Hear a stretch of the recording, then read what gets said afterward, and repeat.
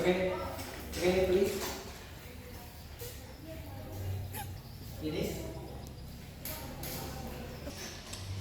Okay, so our material today is a fictional story.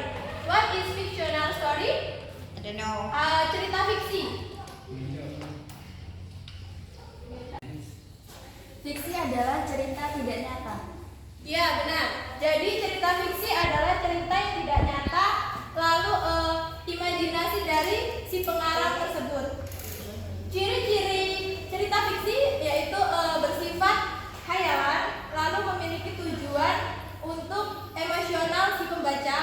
Yang terakhir yaitu berfokus pada pesan moral dan tujuan ceritanya. Jadi cerita fiksi mempunyai dua unsur. Yang pertama unsur intrinsik dan yang kedua yaitu unsur ekstrinsik.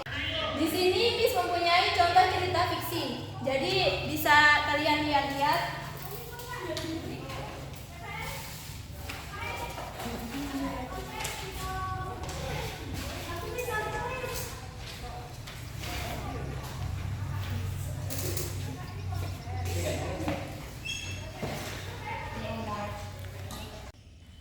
Silakan dilihat-lihat dulu judul, paragraf demi paragraf, dan jangan lupa digarisbawahi poin-poin penting dalam isi cerita tersebut.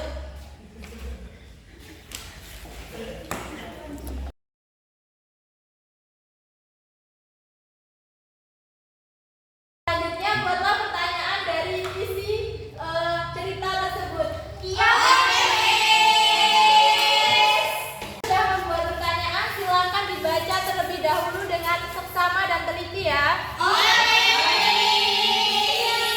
Jangan lupa cari jawaban dari pertanyaan yang kalian tulis tadi di kertas masing-masing. Zombie asked him to bring home a deer sword. After hunting for several days, he kept on trying and trying. Silakan perwakilan dari kalian maju ke depan untuk membacakan soal dan jawaban kalian sendiri.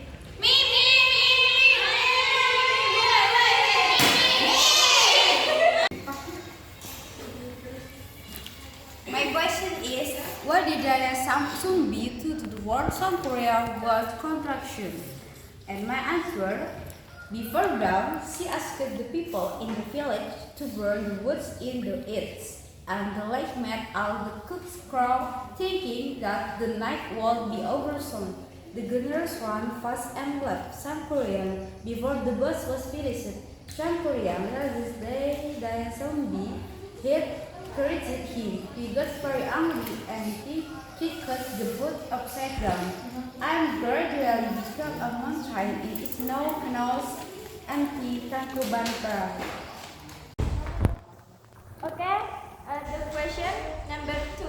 Why did they throw Samburia out of the house? The answer, he killed 2 months. Then he broke his red home and gave it to their zombies.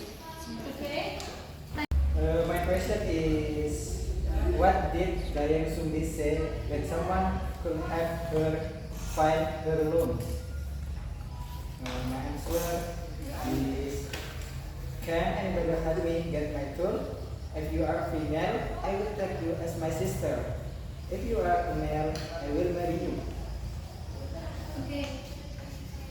Nah, dari soal dan jawaban ketiga teman kalian, ada yang bisa menyimpulkan isi cerita tersebut menurut diri kalian masing-masing?